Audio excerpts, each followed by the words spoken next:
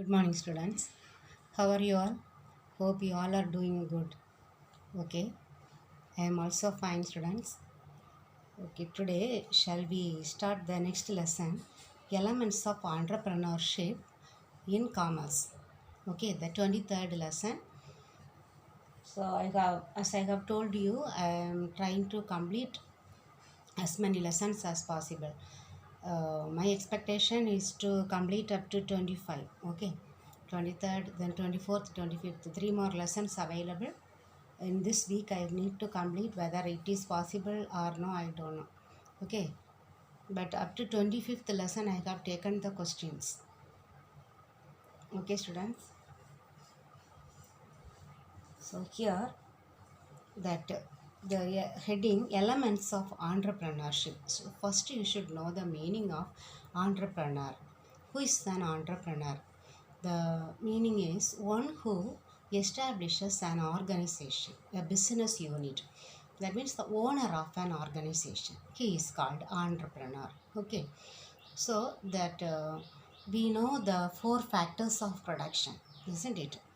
The factors of production for land, labor, capital, and organization.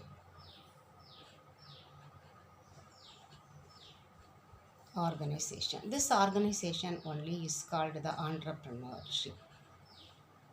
Okay, so he has to organize all the other factors of production. If he needs to start a business unit, first of all he should purchase the land, and the workers who are needed to work in his organization, he has to find out, or he has to recruit and select. Okay, then the capital needed to start a business, the money, the capital, okay, the investment he need to uh, search for. Okay, he has to invest. Then that person is called the organizer. We cannot say the entrepreneur, one who organizes all these factors of production together, and he himself starts an organization, is called an entrepreneur. Okay, so here he is providing many job opportunities, isn't it? So he himself has found out on the employment, and he is providing employment opportunities for various people. Okay, many employees. Then first we will learn that what is the concept, how this word came into being in the world. Okay, this entrepreneur, this word entrepreneur has come from the word French. Okay, the French word entrepreneur. The meaning of this is organizing a musical entertainment. Okay, or you may be an organizer of dance program, any entertainment. If a person is organizing, he is called an entrepreneur. Okay, so but from the 16th century, okay, from the 16th century, it has been applied only for the military organization. Okay, for military organization only this word has been used. But in the next century, in the 17th century, they were introducing this word for the civil engineering activities, for construction. Okay, for construction purpose, this word has been enlarged. Okay, then in the 18th century, in the beginning of this 18th century, it has come into the field of economics. Okay, from then onwards, it has been that used for in economics. Okay, for this type of organization, one who starts a business. Understand, from 18th century onwards only, it has been introduced in the field of economics and other activities. Okay, now we can study this entrepreneurship. Who is an entrepreneur? We can say it is a sum of three groups.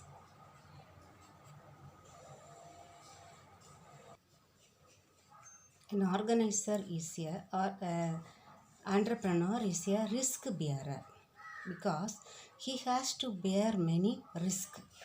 Okay, he first he is starting a business.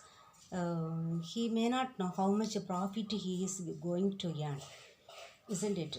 Or what all the problems that are coming, he is the only person has to face. So we can say in short, he is the risk bearer. And the next one, he is the organizer. He has to organize the all the other factors of production, or he has to supervise whatever any problems arises, or any misfortune, or any obstacles are there, he has to face. Okay, he has to organize all the activities. He cannot just avoid all these problems. Okay, so he has to organize. So he is an organizer. Next we can say he is an innovator. It's very clear, he is starting an organization or establishing a factory or industry. He bears many risks. He is organizing. At the same time, he is innovating. We know what is innovation. That means it is introducing something new. Either a product he may introduce, or he can introduce a new technology, or new techniques, or he can that supply the materials from a new source. Okay, all these are the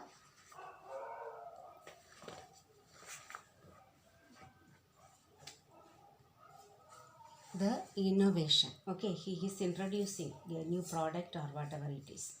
Okay, so we will learn the definition now. Definition, nothing but that he is innovation. Okay, he is creating. That entrepreneurship is a creating activity. He is creativity will be there, or innovating something new in the organization. That means he that in that definition, Joseph is Schumpeter. Okay,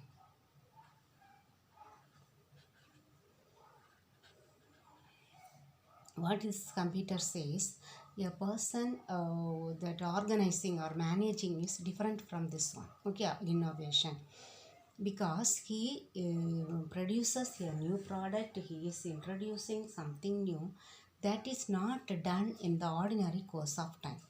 Okay, that means for only once he himself does something, that is called entrepreneurship. Okay, in short, he is the innovator.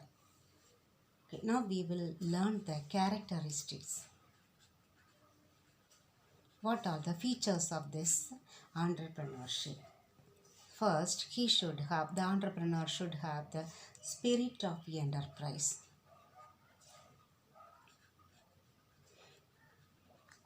That spirit of enterprise. I should start an organization.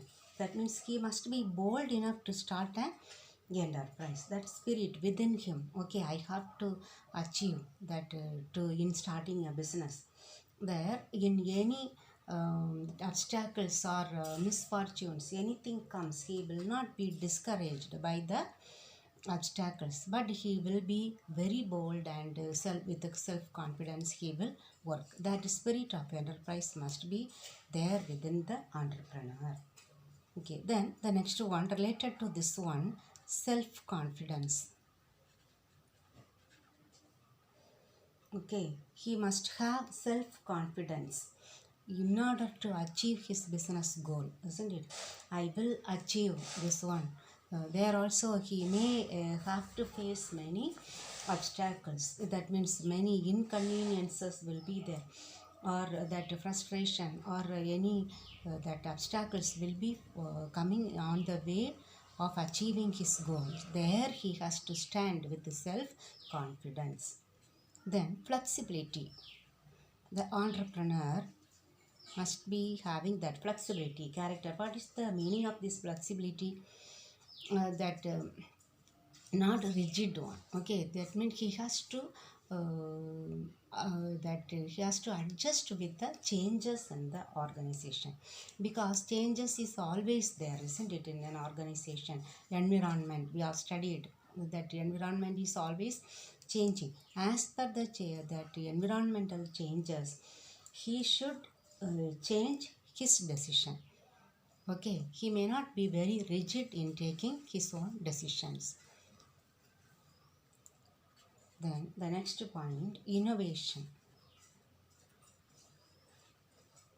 That we have studied, organizer, that entrepreneur itself is also called innovator. So he must have that innovation character.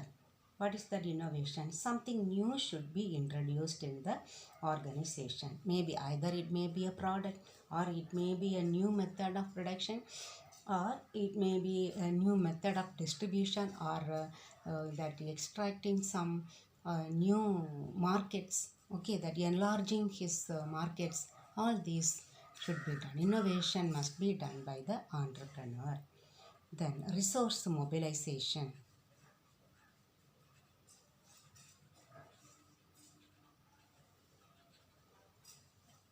Resource, we know here we have to divide the resource into two. Okay, that intangible that resources and tangible resources. We can say he has to organize, he has to mobilize these two the resources. He has to mix up these two resources. What are the tangible resources? They are the money, then material, then the human resources, okay, manpower, then the market, any methods of production. All these are the tangible resources. And what are the intangible resources? That one, motivation, how to motivate, then the employees, and the moral, that very good moral he should have, isn't it? Or the innovativeness. All these we cannot see. Okay, these are the intangible resources. These two he has to combine together, and he has to put together in order to achieve his goals. So he has to mobilize both the resources, tangible and intangible resources. Then hard work. Hard work is needed for any person. So as an entrepreneur, he must have the hard work in order to achieve his goal successfully. Understand? So any that in the situation of this changing environment, he has to face many problems. There he may not be discouraged. He should work hard in order to achieve his goal, okay, what he has established. Then leadership quality, because he is the leader, isn't it? Leader of all the factors of production. He is the owner of the organization. So he should have the leadership qualities, and he must be an example for the others, because he is leading the organization. Behind him his employees are there, his management is there. So everybody will follow his characters, isn't it? So he must be a good leader. Only then he will be a best entrepreneur. Okay, then he must have foresight. Foresight, the looking into the future with the present eyes. Okay, so he has to look the future, what will happen in future, that he has to foresee some of the elements of the organization. Okay, he has to, that how the market will be enlarged, and how the consumers' taste and preferences will be changed. All these can be predicted, must be predicted by an entrepreneur. Only then he can succeed in his process. Okay, the next one, analytical ability. If any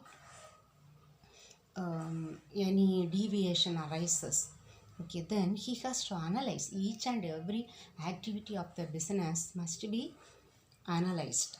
Okay, and after analyzing the problem only, he has to take a decision. Okay, hasty decision he may not take, and any emotional decision also he may not take. He has to analyze and he has to take a solution. Not a prompt solution he must take, but it may not be very hasty decision. Then the next one, the last one, decision making. If he analyze properly, he will take the decision correctly, isn't it? Because he has to take many decisions related to the product, then where he must locate that means the situation or the location of the enterprise, then the human assets, whom whether skilled laborers are needed or unskilled laborers are enough, then the size of the organization, how much products he must produce, that means the volume of production, then the market, the size of the market, whether it is a local market or national or international, then that management, the divisional managers or that managerial personnel he has to appoint. All these decisions must be taken by the entrepreneur himself. Okay, now we will see the next heading, importance of entrepreneurship.